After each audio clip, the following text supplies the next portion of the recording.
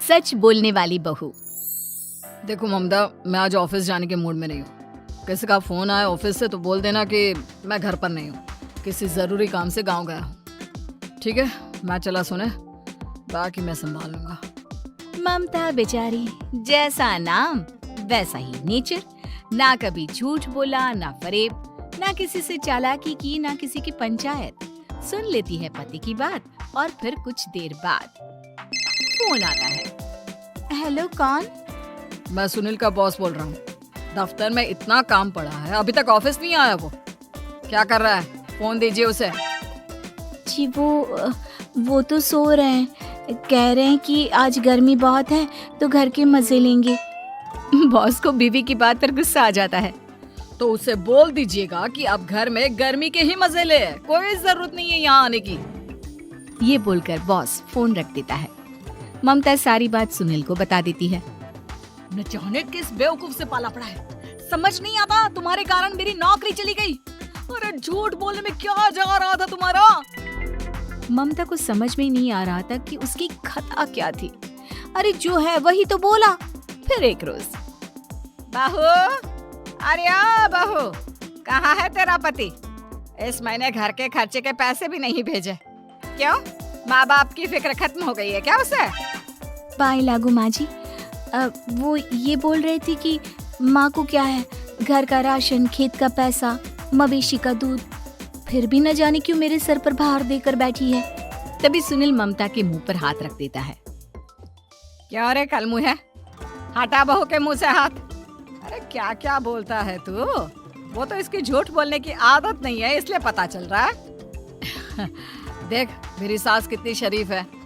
हाँ, तेरी माँ तो मोहल्ले की बदमाश है ना, और तेरी सास शरीफ है। बेटा ममता को देखता है और गुस्से से बोलता है।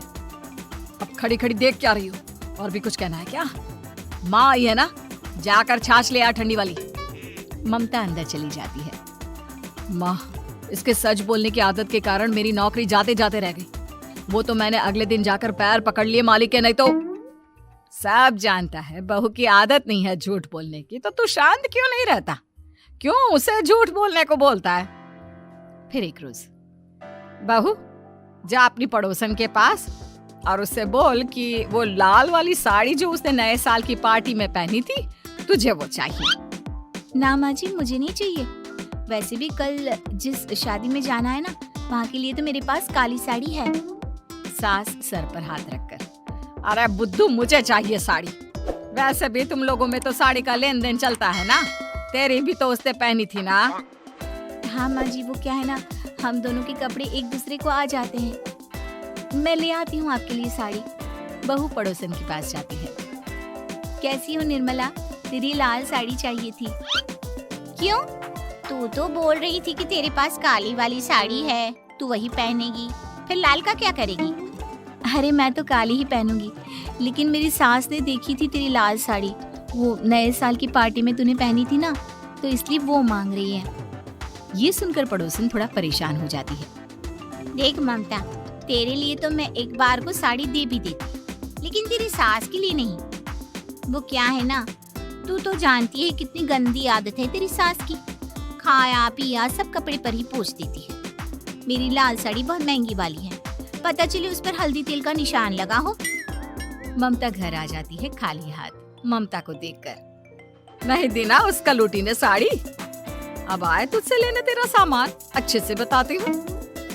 माँ जी, वो क्या है ना, मुझे तो वो दे रही थी, लेकिन आपके नाम पर नहीं दी। अरे किसने बोला था मेरा नाम लेने को? बोल देती तुझे पहनना है, लेकिन ना, तू तो ठहरी सच की देवी। न जाने सास क्या सोचती है और हंसने लगती है। अरे माँ, क्या हो गया? क्या सोचकर हंस रही है? याद है जब बहू को देखने गए थे? हाँ बस सही बात है। याद आ गया कैसे मेरी सास बाजार के खाने को बोल रही थी कि ममता ने बनाया है। हाँ, और बहू ने आकर सब बता दिया कि ये सारा खाना तो बाजार से आया है, वो भी कल्लू हलवाई की दुकान से। ममता दोनों की बात सुन रही थी। हाँ माँ जी, वो कल्लू हलवाई का ही था। मुझे तो आज तक पता नहीं चला कि माँ ने क्यों कहा कि मैंने बनाया है। खैर मैं तैयार होती हूँ, शादी में जाना है ना। पूरा परिवार शादी में जाता है, जहाँ खाना वाना खाकर सभी बैठे होते हैं कि एक औरत ममता की सास से कहती है, क्या बात है बहन जी, मेरी आपकी बात हुई थी तो आप तो बोल रही थी कि लाल साड़ी पहनने वाली हैं, तो मैंने ये काली पहन ली। पता होता कि आप लाल नहीं पहन रही हैं तो मैं ही अपनी लाल पहनाती। अच्छा जी, तो इसलिए पूछा जा रहा था। अरे इतनी साड़ियाँ हैं कि क्या बताऊं। मैंने सोचा तो था पर ये सामने दिख गई तो यही पहन लिया। अच्छा, मेरी तो तैयारी काफी दिन से चल रही थी, फिर भी आज ऐसा लग रहा है कि ठीक से तैयार नहीं हुई मैं। तभी आ जाती है हमारी सच्ची बहू ममता बहू। आंटी जी, वो क्या है ना, पड़ोसन की लाल साड़ी माँ जी को पहननी थी, लेकिन आप तो जानती है माँ जी की आदत, सारा खाया पिया कपड़ों पर ही पोंछ देती है, तो उसने साड़ी देने से ना ऐन वक्त पर मना कर दिया, तो अब इन्होंने ना मेरी साड़ी पहनी है। औरत ममता की सास को घूरती है। अरे मांग कर ही साड़ी पहननी थी क्या? हम जैसे तो खुद की ही साड़ी पहनते हैं, चलो चलते हैं। सास का गुस्सा अब ममता पर फूट पड़ता है। अरे क्या जरूरत थी ये बात सबसे कहने की? अरे घर की इज्जत का कोई ख्याल है कि नहीं तुझे? मैंने क्या बोल दिया माँ जी? मुझे क्यों डांट रही है? मेरी गलती क्या है? ममता को रोता देख सुनील आ जाता है। अरे माँ क्या हो गया?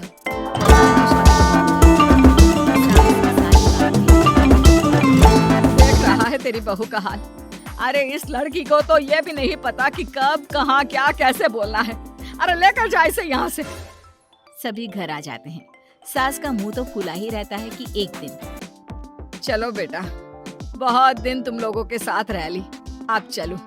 वैसे भी ऐसी बहू के साथ समय कैसे कटे, जो ना झूठ बोलती है ना लोगों की चुगली करती है। अरे गांव में ही ठीक हूँ मैं, कम से कम 4 घर की खबर तो मिलती रहती है, वो भी मसाला डालकर। कैसी बात कर रही है माँ? अभी तो आई है, रह जाना, कितना अच्छा लगता है तेरे रहने से घर। तभी ममता आ जाती है। अच्छा लगता है, लेकिन आप तो बोल रहे थे कि न जाने कब तक रुकेगी, जाने का नाम ही नहीं ले रही। जाए तो कम से कम घर में थोड़ा सा फ्री सा तो फील करूं, यही बोल रहे थे कल माँ जी आपके लिए।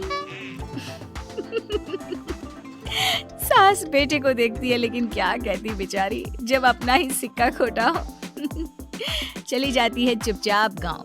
फिर एक रोज घर की घंटी बजती है, सामने खड़ा होता है सुनील का बॉस। सुनील है क्या घर में? वो क्या ना, मैं यहाँ से गुजर रहा था तो सोचा थोड़ा ऑफिस का काम डिस्कस कर लूं। ममता कुछ कहती कि तभी वहाँ सुनील आ जाता है। अरे बॉस आप आइए। क्या बात है, घर तो बहुत सुंदर है। वैसे भाभी जी, आपकी खूब बातें सुनी है कि आप कभी झूठ नहीं बोलते।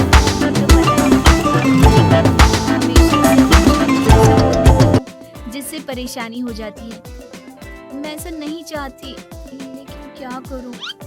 खैर, बॉस कुछ देर बाद काम की बात हुई। ममता के साथ सब चाय पीते और जैसे ही बॉस जाने को क्या जी, कितने नेक इंसान हैं। फालतू ही आप खड़ूस और निकम्मा बोलते हैं इन बॉस को। अब क्या, बॉस के कान तक खुद के लिए अनमोल वचन पड़ जाते हैं और फिर ओह, तो ये बात है। और क्या कहता है ये? अरे बॉस, आप भी किसकी बात पर विश्वास कर रहे हैं? अरे इससे तो ये भी नहीं पता कि आलू प्याज कहाँ रखा है। अरे ये क्या जाने क्या बोलना है क्या नहीं बोलना है। मतलब जो मुंह में आ रहा है बोले जा रहा है। भाभी जी आप बताइए। नहीं बॉस, लग रहा है कि कुछ गलत बोल गई मैं। वैसे ये सिर्फ इतना ही बोलते हैं कि आप में कोई टैलेंट है ही नहीं, आपकी नौकरी इन्हीं के कारण तो बची हुई है। अरे बस कर ले अम्मा, अब क्या करवा कर मानेगी, बड़ी मुश्किल से तो नौकरी बची थी मेरी। सही कहा, बची थी लेकिन अब निकल गई। तेरे टैलेंट के भरोसे चल रही है ना मेरी नौकरी, अब देख तू। अच्छा, तो आप भी यही मानते हैं?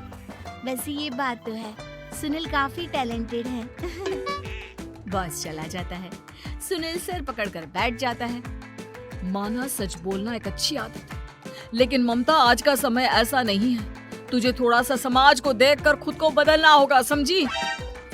जी मुझे तो पता ही नहीं चलता कि मैं क्या गलत कर रही हूँ। यकीन मानिए मैं जानबूझकर नहीं करती।